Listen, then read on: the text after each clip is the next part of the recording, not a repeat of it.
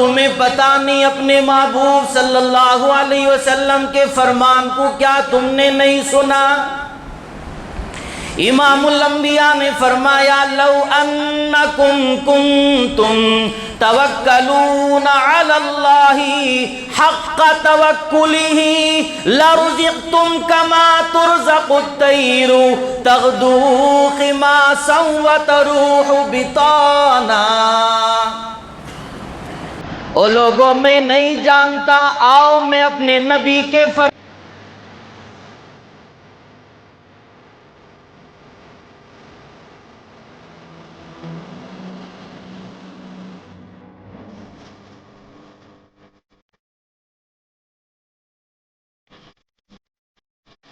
قابل احترام بزرگ و عزیز ہو، اللہ تعالیٰ کا ہم پر بے پناہ کرم اور اس کا احسان ہے کہ اس نے ہمیں اپنی نعمتوں میں یوم جمعہ والی نعمت عطا فرمائی۔ دعا فرمائیں اللہ تعالیٰ ہمیں اس کی قدردانی کی توفیق عطا فرمائے۔ محترم حضرات، قرآن پاک کے اندر اللہ تعالیٰ فرماتے ہیں ہم نے آپ کو مکمل دین دیا ہے اور مکمل دین میں داخل ہو جاؤ۔ یا ایھا الذین آمنوا ادخلوا فی السلم کافۃ ولا تتبعوا خطوات الشیطان انہ لکم عدو مبین۔ اے ایمان والو، پورے کے پورے اسلام میں داخل ہو جاؤ، شیطان کے نقش قدم پر نہ چلو، اس لیے کہ وہ تمہارا کھلا ہوا دشمن ہے۔ اللہ کے نبی صلی اللہ علیہ وسلم نے بھی ساری باتیں ہم تک پہنچائی ہیں، اور قیامت کی صبح تک قرآن و سنت پر عمل کرنے والے لوگ کامیاب ہوں گے۔ اور ہر دور کے اندر اللہ اور پیغمبروں سے متعلق غلط عقائد رکھنے والے لوگ موجود تھے۔ میرے اور آپ کے آقا صلی اللہ علیہ وسلم کے زمانے میں بھی ایسے لوگ موجود تھے جو اللہ اور اس کے رسول سے متعلق غلط خیالات اور غلط عقائد رکھتے تھے، جن کی وجہ سے وہ اللہ کی تمام نعمتوں سے محروم رہتے تھے، کوئی ایمان سے بھی محروم ہو جاتے تھے۔ عقائد بگڑ جاتے ہیں تو ایمان بھی بگڑ جاتا ہے۔ یہ اتنی نازک چیز ہے عقائد، جسے کہتے عقیدہ۔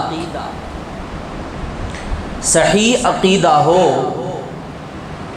تو انسان ایمان والا کہلاتا ہے، غلط عقیدہ ہو تو وہ ایمان والا نہیں کہلاتا۔ ہمارے مسلم معاشرے کے اندر اتنے غلط عقائد ہیں، اسے انسان سمجھتا بھی نہیں کہ یہ عقیدہ مجھے کفر تک پہنچا سکتا ہے، شرک تک پہنچا سکتا ہے۔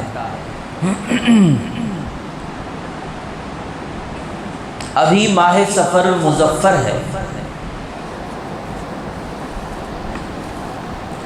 جب بھی ماہ سفر شروع ہوتا ہے خطبہ حضرات مطالعہ کرتے ہیں کہ ہم کو بیان کیا کرنا ہے، تو اگر سفر سے متعلق دیکھا جائے تو ہر کتاب کے اندر یہی بات کو ترجیح دی جاتی ہے کہ لوگوں کے عقائد کو درست کیے جائیں،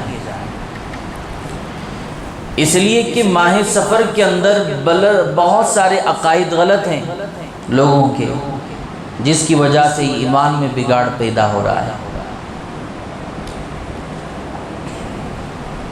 ابھی چونکہ ماہ سفر ہے، ہمیں معلوم ہے کہ ہر مہینے کے ساتھ اس کی صفت، اس کا نام جڑا ہوا ہے۔ محرم ہے تو اس کے ساتھ الحرام ہے، اسی طرح سفر کے ساتھ المظفر کہا جاتا ہے۔ سفر المظفر، ربیع الاول، ربیع الثانی، جمادی الاول، جمادی الثانی، رجب المرجب، شعبان المعظم، رمضان المبارک، شوال المکرم، اس طرح جو صفات لگائے جاتے ہیں سفر کے ساتھ مظفر لگایا جاتا ہے، یعنی سفر کا مہینہ کامیابی والا مہینہ۔ مظفر کا مطلب ہے کامیابی پانے والا، کامیابی دلانے والا مہینہ۔ اب اسے الٹا سمجھ کر کہ یہ کامیابی نہیں دلاتا، یہ تو پریشانیاں لاتا ہے، اس خیال سے وہ پریشانیوں میں مبتلا ہوتے ہیں۔ نیت کے مطابق تو فیصلے ہوتے ہیں، انما الاعمال بالنیات، اعمال کا دار و مدار نیتوں پر ہے۔ نیت اگر اچھی ہوتی تو اچھے فیصلے ہوتے، خود نیت کو بگاڑ دیا تو برے ہی حالات آئیں گے، درپیش ہوں گے۔ اللہ تعالیٰ غلط عقائد سے حفاظت فرمائیں۔ جناب محمد الرسول اللہ صلی اللہ علیہ وسلم نے حجۃ الوداع کے موقع پر اعلان فرمایا تھا تمام جانثاروں کے سامنے کہ میں آج تک کے جتنے رسومات تھے، غلط رسومات تھے، غلط عقائد تھے، میں اپنے قدموں کے تلے اسے رون چکا ہوں۔ اب کوئی رسومات نہیں ہے تو صرف قرآن ہے اور سنت ہے۔ حدیث پاک میں آتا ہے ترکت فیکم امرین لن تضلوا ما تمسکتم بہما، کتاب اللہ و سنت نبی۔ او لوگو، جناب محمد الرسول اللہ صلی اللہ علیہ وسلم نے ارشاد فرمایا میں نے تمہارے پاس دو چیزیں چھوڑی ہیں، جب تک تم ان کو مضبوطی سے پکڑے رہو گے ہرگز گمراہ نہیں ہوں گے۔ وہ اللہ تعالیٰ کی کتاب ہے اور اللہ کے نبی صلی اللہ علیہ وسلم کی سنت ہے۔ حجۃ الوداع کے موقع پر یا دوسرے موقعوں پر اپنے جانثاروں کے سامنے، صحابہ کے سامنے نبی نے اعلان کیا ہے، صرف صحابہ کے لیے نہیں، صرف تابعین اور تبع تابعین کے لیے نہیں، اولیاء کے لیے نہیں، صرف قطب و ابدال کے لیے نہیں، علماء کے لیے نہیں، یہ قیامت کی صبح تک پیدا ہونے والے ایمان والوں کے لیے ہے۔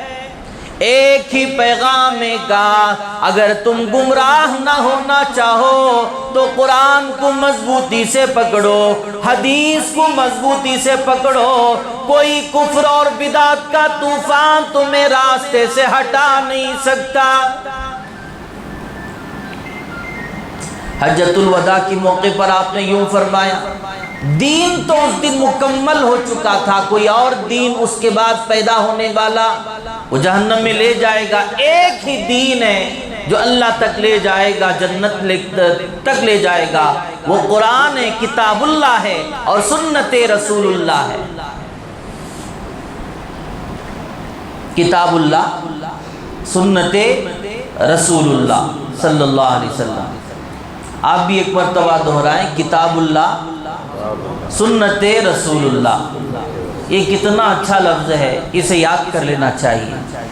ایک کتاب اللہ کے ذریعے زندگی کی جائے، ایک سنت رسول اللہ کو مضبوط پکڑ لیا جائے، کوئی طوفان ہمیں ہٹا نہیں سکتا۔ اس کے علاوہ جتنے باتیں ہیں سب غلط ہیں، عقائد غلط ہیں۔ ماہ سفر کو نحوست والا مہینہ سمجھنا، اللہ کے نبی صلی اللہ علیہ وسلم نے فرمایا ماہ سفر نحوست والا مہینہ نہیں ہے۔ آپ یوں فرما رہے ہیں تو گویا کہ آپ کے زمانے میں بھی یہ عقائد رکھنے والے موجود تھے۔ آپ نے فرمایا کوئی سفر کے اندر کوئی خرابی نہیں، سفر کے اندر کوئی نحوست نہیں، سفر کے اندر کوئی پریشانی نہیں۔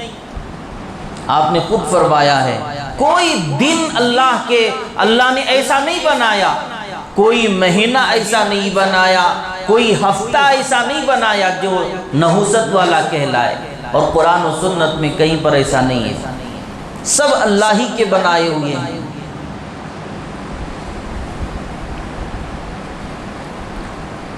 حضرات صحابہ میں سے کسی کے شہید ہونے پر اگر کوئی اس دن کو نحوست والا سمجھے تو بھی غلط ہے۔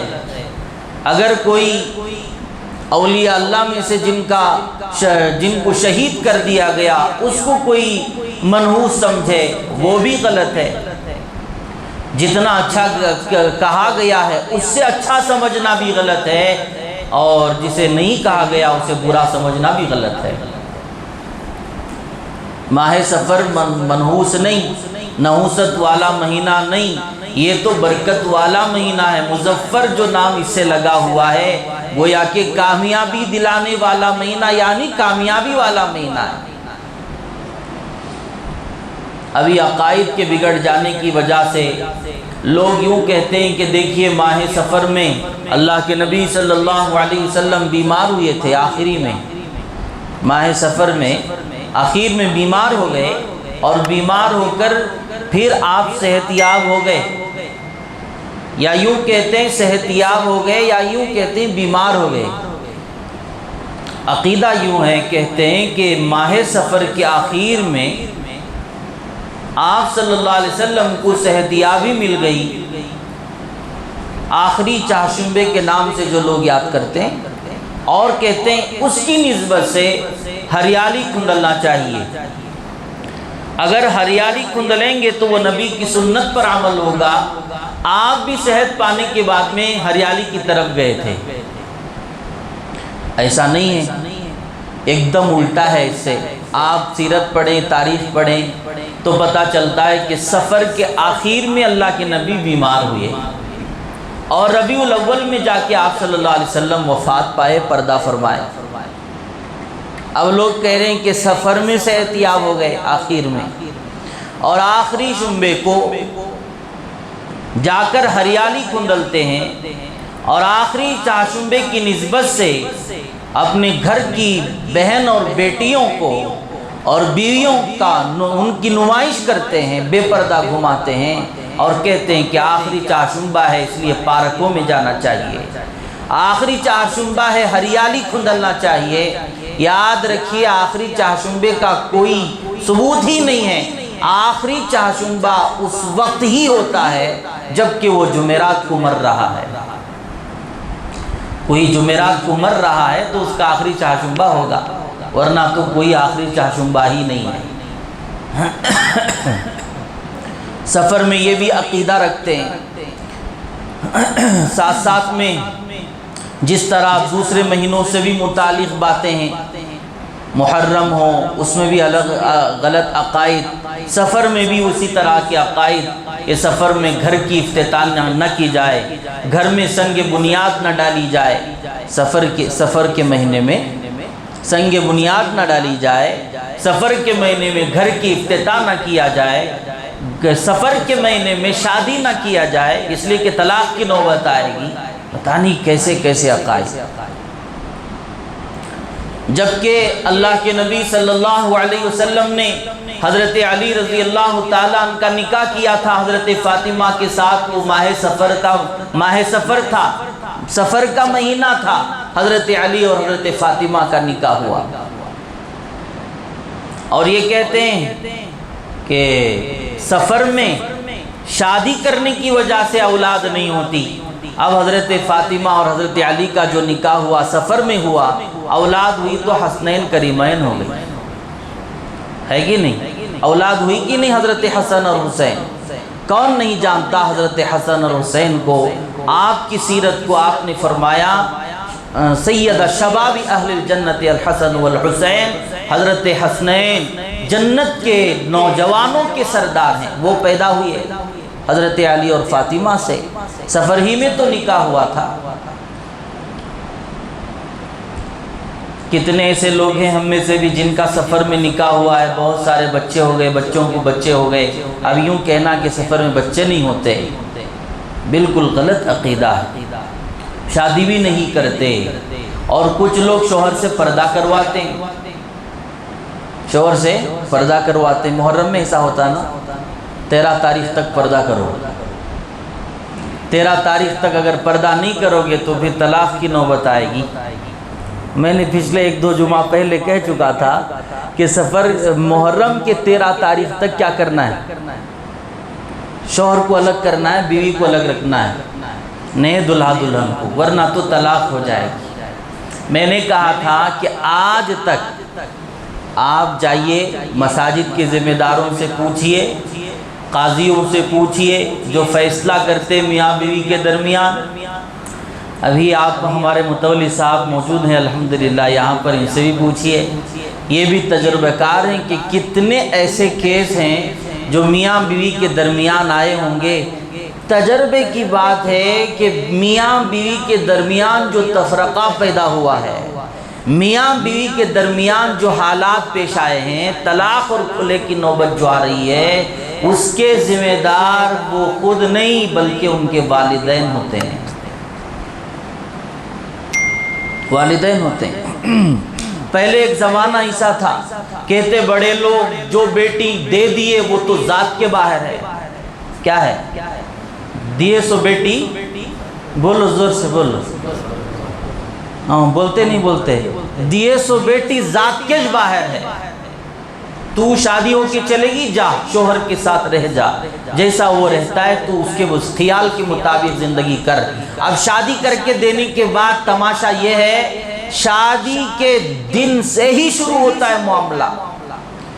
فون کر کو بولتی بیٹی کھانا کھائی کیا؟ کھا لی. کیا کرتی ہے؟ لیٹ لے کے ہوں. کیا کرتی ہے؟ کنگا کر لے کے ہوں. کیا کرتی ہے؟ جھوٹے دھو لے کے ہوں. کیا کرتی ہے؟ فلاں کر لے کے ہوں. اتنا فون میں بولتی ہے، اتنا پوچھتی ہے، پتہ نہیں آخر یہ شادی کیوں کی تھی؟ فون کر کے بات کرنے کے لیے. تو ماں ہے، تو باپ ہے بیٹی کا، تو کسی کے گھر بہو بنا کے بیٹی کو بھیجا ہے. تیرا طریقہ کار کیا ہونا چاہیے؟ یہی ہے طریقہ.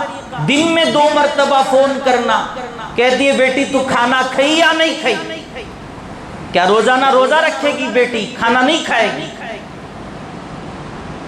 بار بار فون کرنا، بار بار دعوت دینا، اسے اچھی باتیں سمجھانے کے بجائے خاندان کی باتیں بتانا، فلاں گھر کی باتیں بتانا. ارے وہ دیکھ ماں، اس کی فلاں بہو ہے، وہ دیکھ گھر میں کیسے رہتی ہے، تو کیوں ڈر رہی ہے؟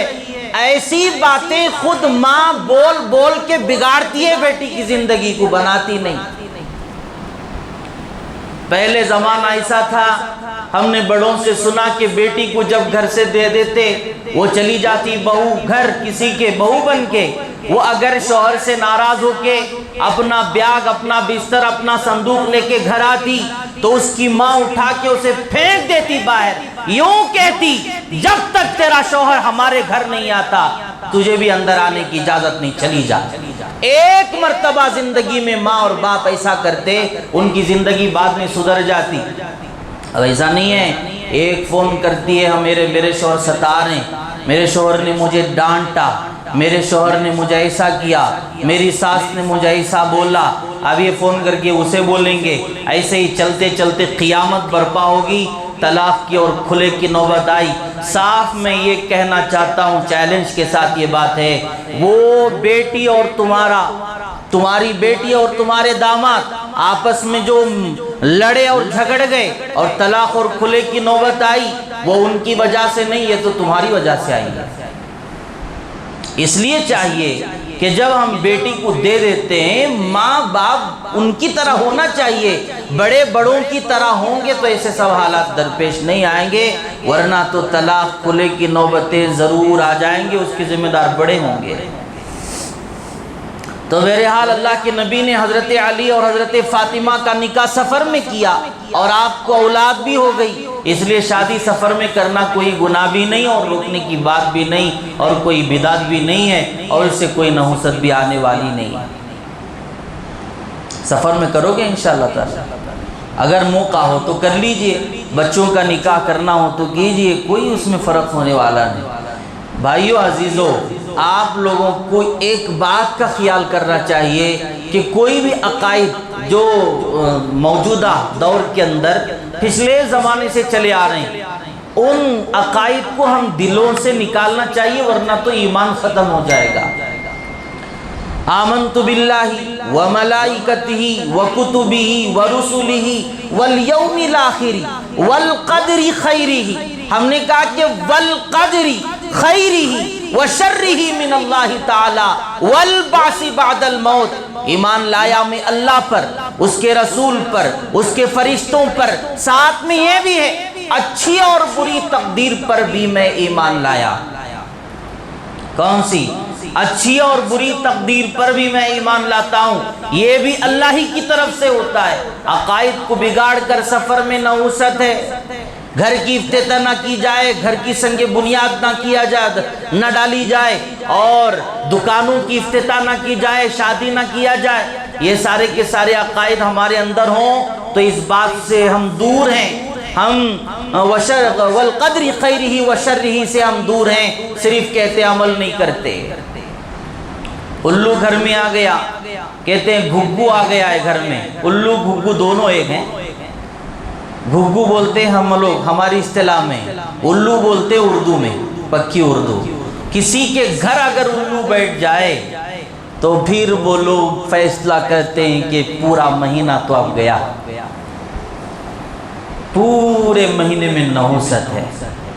الو گھر پہ بیٹھ کے پکارا، گھگو گھر میں آ گیا، الو گھر میں آ گیا تو لوگ تو یوں کہتے ہیں کہ اب تو یہ گھر بیچ دینا چاہیے، گھر رہنے کے قابل نہیں، اس لیے کہ الو گھر آ گیا ہے، گھر کے اندر داخل ہو گیا۔ بازو پڑوس والی عورت وہ بوڑھی آ کے بولے گی تمہارے گھر وہ بھی الو اندر آ کے چلا گیا، لگتا ہے تم سب قبرستان میں پہنچنے والے ہو، اس لیے گھر خالی کرو۔ ان اللہ علی کل شیء قدیر، اللہ تو ہر چیز پر قادر ہے۔ موت دینے والے کون ہیں؟ اللہ ہیں۔ زندگی دینے والے کون؟ اللہ۔ عزت اور ذلت دینے والے کون؟ اللہ ہیں۔ رزق دینے والے کون؟ اللہ ہیں۔ ان اللہ یرزق من یشاء بغیر حساب، اللہ نے قرآن میں فرمایا ہم جس کو چاہتے ہیں اس کو بے حساب رزق دیتے ہیں، وہ حساب بھی نہیں لگا سکتا، اندازے سے بھی زیادہ ہم اس کو رزق دے دیتے ہیں۔ اللہ قرآن میں یوں فرماتے ہیں الو کے گھر آ جانے سے رزق نہیں رکتا، الو کے گھر آ جانے سے کوئی نحوست نہیں آتی۔ تیرے گھر کے اندر جو بدعمالیاں ہو رہی ہیں، رات دن جو اللہ کی نافرمانی ہو رہی ہے، ناچ گانے جو ہو رہے ہیں، برائیاں جو ہو رہے ہیں، اس کی وجہ سے نحوست آئے گی، الو کے گھر آنے سے نہیں آئے گی۔ اب دیکھو بلی کسی کے سامنے سے گزر جائے، ایسے بھی لوگ ہیں، بلی اگر راستے سے گزر گئی ہمارے سامنے سے تو راستہ بدل کے دوسرے راستے سے جاتے ہیں۔ کچھ لوگ کہتے ہیں کہ ارے آج تو پورا کام ہی ٹھپ پڑ گیا، بلی آگے سے گزر گئی۔ او لوگوں تمہیں پتہ نہیں اپنے محبوب صلی اللہ علیہ وسلم کے فرمان کو کیا تم نے نہیں سنا؟ امام الانبیاء نے فرمایا لو انکم کنتم توکلون علی اللہ حق توکلہ لرزقتم کما ترزق الطیر تغدو خماسا وتروح بطانا۔ او لوگوں میں نہیں جانتا، آؤ میں اپنے نبی کے فرمان کو بتاتا ہوں، میں نہیں جانتا ہوں کملی والے کے فرمان کو میں سناتا ہوں۔ آپ نے فرمایا جو اللہ تعالیٰ پر توکل کرتا ہے، اور جس طرح اللہ تعالیٰ پر توکل کرنے کا حق ہے اس طرح اگر کوئی اللہ پر بھروسہ کرتا ہے، توکل کرتا ہے، تو اللہ تعالیٰ اس کو رزق ایسا دیتے ہیں جس طرح پرندوں کو دیتے ہیں۔ بولو سبحان اللہ۔ کس طرح دیتے ہیں؟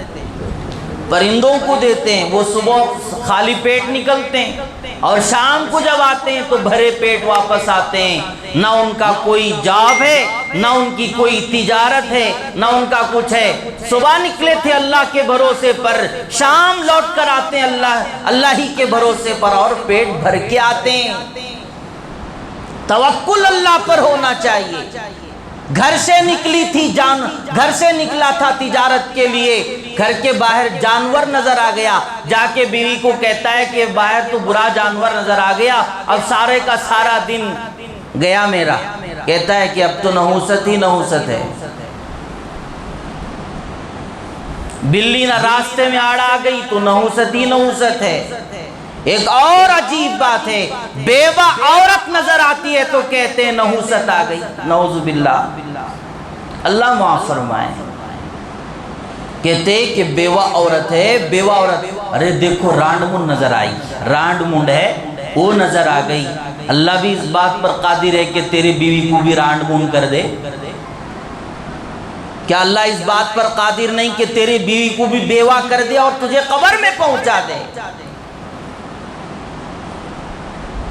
بیوہ عورت گویا کہ خاندان کے کسی خاندان میں یا محلے میں ہے تو یقین مانو وہ اللہ کی نعمت ہے تمہارے لیے۔ اگر تم چاہو تو اس کے ساتھ بھلائی کر کے، اس کے ساتھ خیر کر کے، اس کی تمام ضرورتوں کا خیال کر کے تم اللہ کو راضی کر لو، وہ ہے بیوہ عورت۔ شادی کا موقع ہے، کہتے ہیں کہ اس گھر میں نہ جاؤ، خاندان کی اس گھر میں نہ جاؤ، اس گھر میں بیوہ ہے۔ اگر تم جاؤ گے بیوہ کو دعوت دو گے تو وہ آئے گی بیٹی کے شادی میں تو یہاں بھی نحوست لے کے آئے گی، اور بیٹی بھی جائے گی وہی راستے پر، وہ بھی رانڈ مونڈ ہوگی یا بیوہ ہو جائے گی۔ ایسے عقائد، بیوہ کو دیکھنا نحوست، بیوہ سے بات کرنا نحوست، اور بیوہ کو دعوت دینا نحوست، گھر میں اگر وہ آ جائے تو نحوست۔ آپ نے فرمایا الساعی علی الارملۃ والمسکین کالمجاہد فی سبیل اللہ او یصوم النہار ویقوم اللیل۔ ہائے ہائے، آپ نے کیا فرمایا؟